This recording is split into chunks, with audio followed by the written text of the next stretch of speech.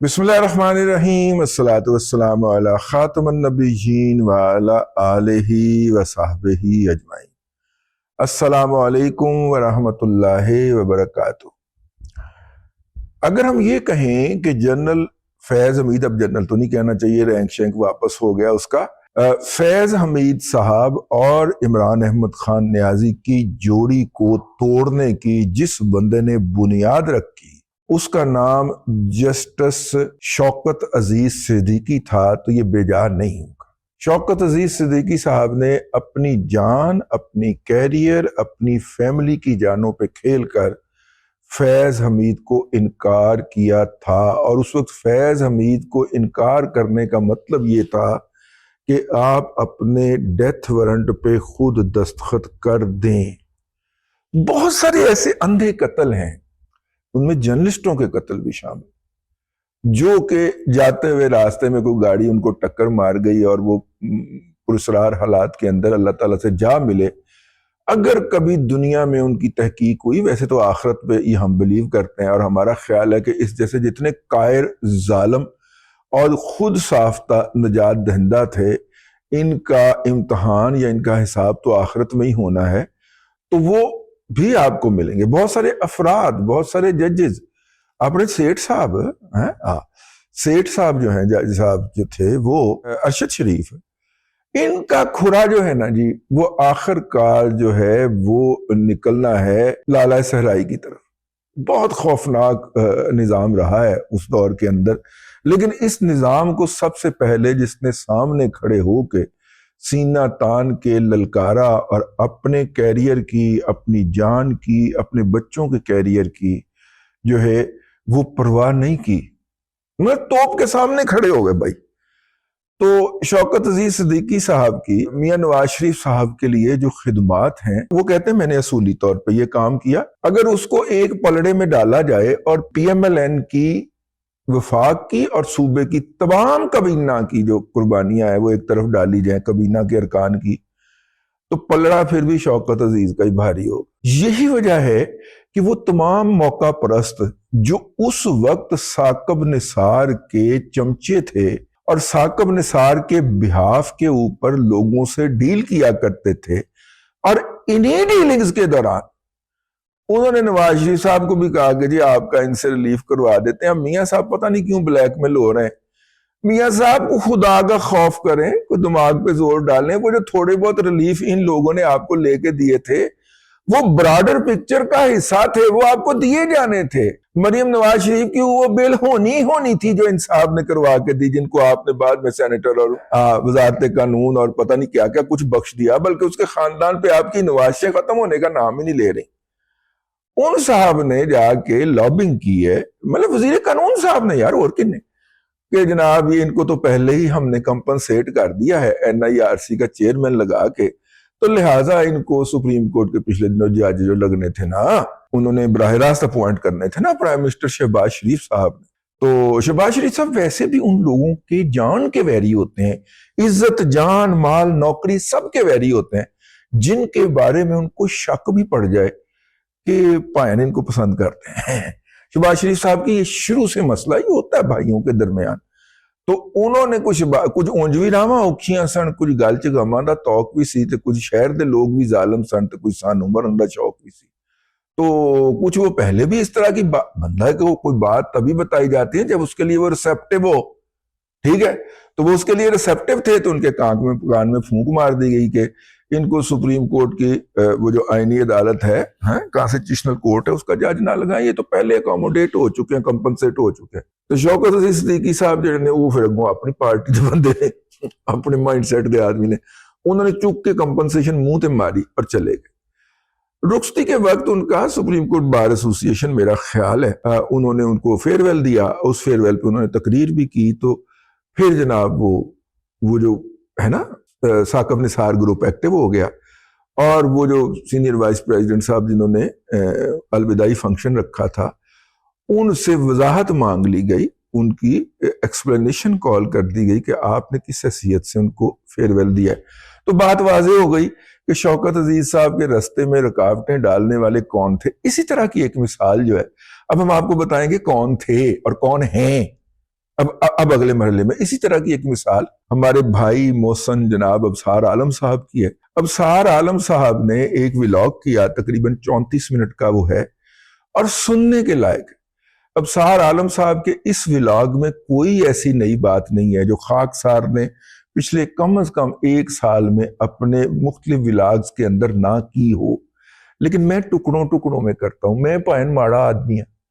اور اپنی ریٹائرمنٹ کی عمر پوری ہو گئی ہے، ٹھیک ہے۔ کسی سرکاری محکمے میں نوکر ہوتے تو سرکار نے کہنا تھا جی تھینک یو ویری مچ، گھر جائیں۔ تو اب ہم ایکسٹینشن پہ چل رہے ہیں، ٹھیک ہے نا، اس کی طرف سے ایکسٹینشن جتنی کی ملی ہوئی اس پہ چل رہے ہیں۔ ابصار صاحب ساڑھے نال کو 4 مہینے وڈے ہی ہون گے، چھوٹے نہیں نے۔ ابصار صاحب جو ہیں وہ جو میں باتیں مختلف ولاگز میں کرتا رہا ہوں وہ انہوں نے اکٹھی کر کے ایک 34 منٹ کے ولاگ میں کر دی ہیں، اور انہوں نے حافظ سید جنرل عاصم منیر شاہ صاحب کو مخاطب کر کے کہا ہے کہ بھائن تانوں گال کیوں پہ رہی۔ اس وقت کی وفاقی کابینہ کا ایک وزیر کہتا ہے کہ یہ جو للی ہے، میں ایک اعلیٰ عسکری عہدیدار کو جب اس کے گھر ملنے گیا تو یہ اتھے بیٹھا ہوا سی، اور وہ عسکری عہدیدار کا کام ہے کہ وہ میڈیا کو گائیڈ کرے۔ تو انہوں نے کہا کہ میرے تو پاؤں کے نیچے سے زمین نکل گئی کہ یہ جب ہمیں باہر نکل کے گالیاں بکتا ہے یا مریم نواز شریف یا نواز شریف کا مذاق اڑاتا ہے تو ان کے کہنے پہ اڑاتا ہے۔ چلیں اس کو چھوڑ دیں، یہ جنہوں نے اس کو گھر میں یا دفتر میں مدعو کر کے میرے سامنے بٹھایا ہوا ہے، تو کیا یہ اس کو روک نہیں سکتے کہ یار تو ساڑھے چلو تو مریم نواز شریف سے یا نواز شریف سے یا شہباز شریف کو گالیاں بکتا رہے، تو قاضی فائز عیسیٰ کو گالیاں بکتا رہے، تو رضی زادہ کو بھونکتا رہے اس کے اوپر، لیکن یار یہ تو کم از کم حافظ صاحب کو دی جان چھوڑ دے۔ حافظ صاحب کی، یہ ابصار عالم صاحب کا بات یہاں سے، حافظ صاحب کی مجھے یہ کہنے کی اجازت دیجیے، مبلغ اوقات یہ ہے کہ اتنی بڑی بڑی اچیومنٹ کی ہیں، اور اچیومنٹ کتنی بڑی تھی، امریکہ کے صدر نے خصوصی طور پہ آؤٹ آف وے جا کے 2 دفعہ سے زیادہ وائٹ ہاؤس میں بلایا، دعوت دی، باقاعدہ عزت دی، اور ان کی خواہش کے بغیر یہ عزت دی گئی اور انہیں ان کا اعتراف کیا گیا۔ کل ایک انڈین ٹی وی پہ کہا جا رہا تھا کہ 67ویں مرتبہ 67th ٹائم اس نے کہا ہے کہ 8 beautiful wonderful brand new plane was shot down, ٹھیک ہے، اور وہ 67ویں مرتبہ، میری گنتی تے نہ جانا، انڈین کہہ رہے ہیں کہ 67ویں مرتبہ اس نے کہا ہے،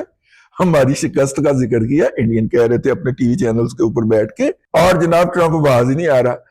جب بھارت کی شکست کی بات کی جاتی ہے تو اس میں سے جو ہیرو برآمد ہوتا ہے اس کا نام حافظ سید عاصم منیر ہے، اور حافظ سید عاصم منیر شاہ صاحب کو گالی پڑ رہی ہے اسلام آباد میں بیٹھے ہوئے ایک چمونے سے،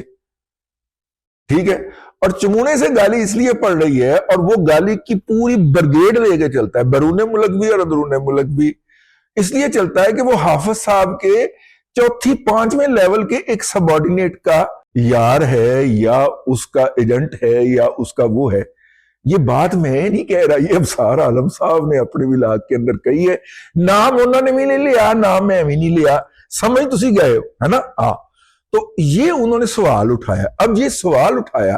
اور حافظ صاحب کو مخاطب کر کے کہا کہ جناب آپ نے لیبیا میں ون کی کانٹریکٹ، مطلب کہ پاسبلٹی ظاہر ہے، انہوں نے یہ نہیں کہنا سی بریف کیس دے $4.5 ارب میں لے آئیو تو جا کے تیارے بھیج دینا، ظاہر ہے ڈیل میں چور ہوگی، ان کی پوری فوج کھڑی کرنی۔ آپ نے سوڈان سے $1.5 ارب کا کانٹریکٹ ون کیا، اور یہ اونلی یہ جو ہے فوجی ڈپلومیسی سے ہوا۔ اچھا جی، اور آپ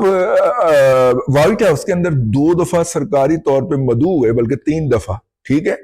اور وہاں سے جان بوجھ کر کنٹروورشل تقاریر جاری کی گئیں، تصاویر، یا ان تصاویر کو اجرا کے بعد کنٹروورشل بنایا گیا، اور یہ چمونا لیڈ کر رہا ہے، ٹھیک ہے۔ اور جناب پھر اس کے بعد پھر اس میں ہمارے بھائی جناب عبد القیوم صدیقی صاحب کی فیورٹ شخصیت ہیں۔ میں قیوم صدیقی صاحب دے پیچھے لکے آیا ہوں، کیونکہ مجھے تو میں تو جانتا ہی نہیں بھائی جانو کون نے ہیں اور کون وہ اکاؤنٹ اپریٹ کرتا، مجھے تو یہ پتا ہے کہ میرا بھائی عبد القیوم صدیقی جو ہے اگر وہ اردو میں ٹویٹ کرے تو اس کا انگریزی کر کے قوم کی آگاہی میں اضافہ کرتے ہیں، اور اگر وہ انگریزی میں کرے تو اس کا اردو کر کے کرنے کی ڈیوٹی جو ہے وہ ہمارے بھائی قیوم صدیقی کی لگی ہوئی ہے۔ تو وہ عمار سولنگی صاحب والا معاملہ بھی ہو گیا، اس کا بھی ذکر کیا جناب حضرت قبلہ ابصار عالم صاحب نے۔ اب یہ جو حافظ صاحب کو بتانا کہ بھائی جان آپ کو آپ کی ٹانگ کھینچنے والے کون ہیں، اس پہ جناب پھر بہت ساری جگہوں کے اوپر آگ لگ گئی، ادھر بھی تھے ادھر بھی ادھر بھی تھے ادھر بھی آگ لگی۔ پھر انہوں نے اپنے وہ تمام کے منہ کھول دیے، ان کے پٹے کھول دیے، خاکسار کے اوپر 2 دفعہ کھل چکے ہیں ان کے، ٹھیک ہے نا، ہاں 2 دفعہ میرے اوپر بھی کھل چکے ہیں، اور میرے خیال ہے تیسری دفعہ ابصار عالم صاحب پہ کھولے گئے، اور اس وقت سارے تیری سرکار میں پہنچے تو سبھی ایک ہوئے، سارے یوتھڑ، سارے پٹواری، ان کے ڈاک خانے کا پتا چلتا ہے کہ پچھوں کنٹرول روم کتنے ہوئے انہوں نے، ٹھیک ہے نا، مطلب بظاہر یہ یوتھڑ بنے ہوئے، بظاہر یہ پٹواری ہیں، لیکن تنخواہ کیڑے اکاؤنٹ جو ٹرانسفر ہوتی ہے۔ میں نے جا کے جب رات گئے اس کے اوپر ایک ٹویٹ کیا تو نیچے آ کے وہ مجھے کہتے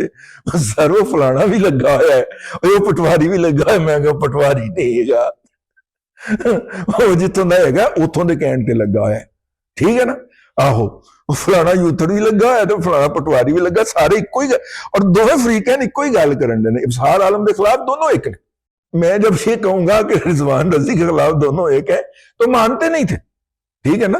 ہاں ابصار عالم کے خلاف دونوں ایک، اور وجہ اس کی یہ ہے کہ ظاہر ہے میں اپنا کیریئر شروع کیا، کیریئر کی ابتدا میں کچھ جونیئر افسروں سے عسکری اور سول دونوں سے تعارف ہوتا ہے آپ کا، آپ ان کے ساتھ انٹریکٹ کرتے ہیں، وہ آپ کو وے کرتا ہے یا گیج کرتا ہے، آپ اس کو گیج کرتے ہیں، آپ کا لالچ ہوتا ہے مجھے اوریجنل انفارمیشن یا ڈاکومنٹ مل جائے، اس کا لالچ ہوتا ہے کہ میرے محکمے کے بارے میں یہ کوئی غلط بات نہ کر دے، تو دونوں کا ایک ہوتا ہے، یہ یہاں تک رہے تو پیشہ ورانہ تعلق ہوتا ہے، اس سے آگے اگر بڑھے تو پھر یہ ایک ذاتی تعلق بن جاتا ہے۔ ہمارے ہاں بیشتر جو سینئر جرنلسٹ ہیں ان کو یہ ایڈوانٹیج ہوتا ہے کہ وہ سیکشن افسر جس کے ساتھ پہلے دن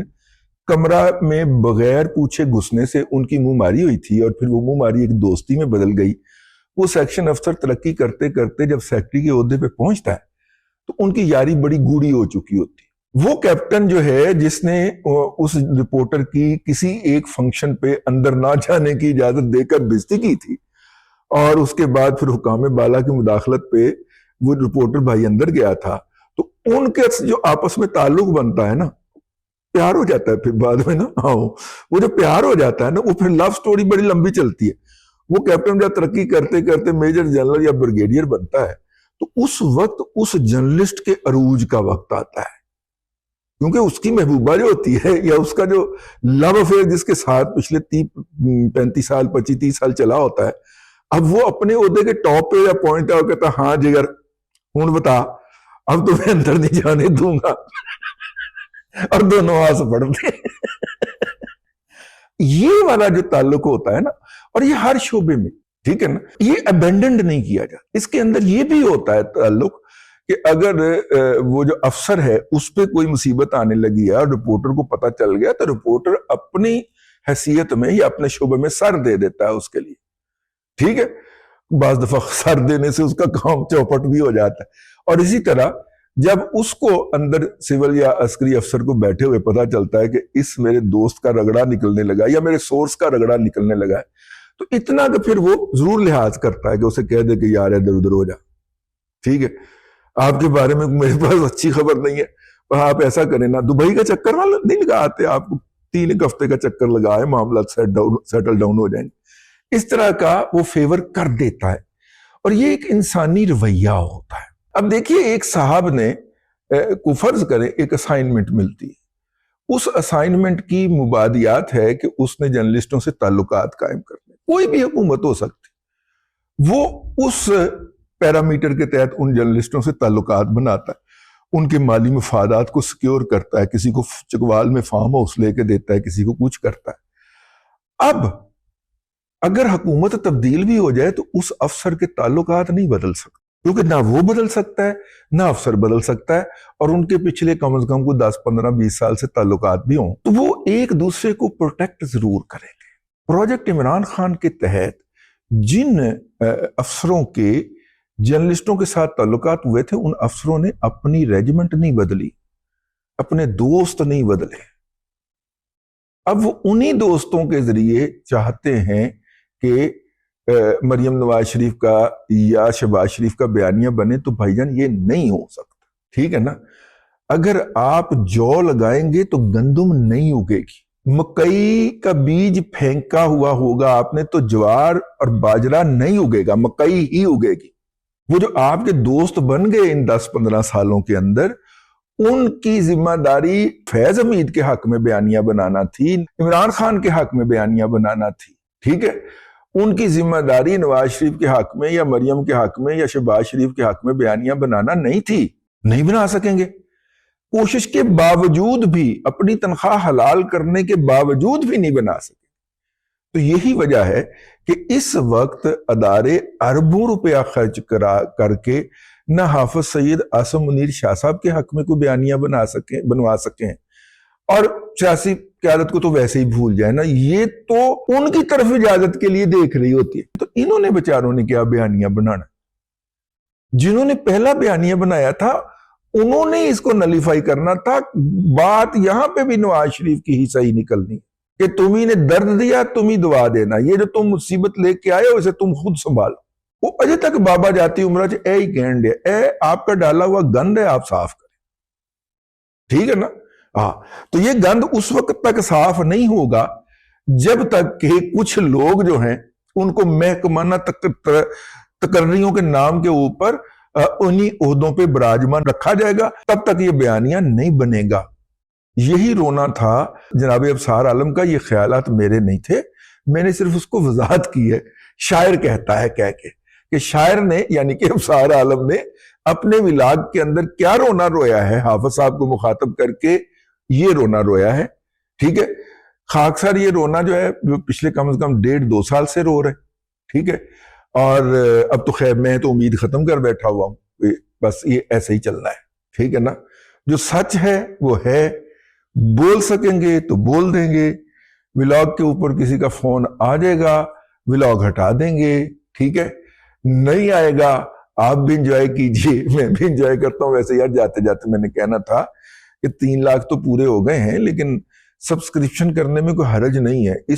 اور دوسرا ہمارا ایک گروپ ہے واٹس ایپ کا، اس کے نیچے آ رہا ہوگا، اس کو بھی جوائن کر لیں۔ سم ٹائم آپ کے پاس نہیں پہنچتا تو اس گروپ میں ضرور شیئر ہوتا ہے سیم ڈے، تو تاکہ آپ تک یہ پہنچتا رہے۔ بہت سارے لوگ، میں دن کے اندر کم از کم 3 یا 2 ولاگ کرتا ہوں، اور بیشتر لوگ جو ملتے ہیں انہوں نے ایک دن کا ایک ولاگ دیکھا ہوتا ہے۔ تو آپ کے ساتھ پاس سب کے سب فریش فرام دا اوون پہنچیں، اس کے لیے ضروری ہے کہ آپ اس واٹس ایپ گروپ کو جوائن کریں۔ اس کی اہمیت کا اندازہ آپ یوں کر لیں کہ پی ٹی آئی کے پاس جو ہے، جو میجر سٹرینگتھ ہے وہ اس کے واٹس ایپ گروپ ہے۔ ایک پی ایم ایل این کے سوشل میڈیا میں صاحب ہوتے تھے، ان کے پاس انہوں نے پی ایم ایل این کے واوا سارے واٹس ایپ گروپ بنا لے، اب اسی بات پہ نوکری کرتے ہیں کہ میں آپ کا کنٹینٹ ان گروپوں میں شیئر کروں گا۔ تو واٹس ایپ گروپ ذرا بڑا کر لئیے، میرا خیال ہے کہ 1500-2000 لوگ ہوئے ہیں۔ جس دن ان کے اندر لاکھ لوگ ہو گئے ہمیں کوئی پکڑ ہی نہیں سکے گا، ٹھیک ہے؟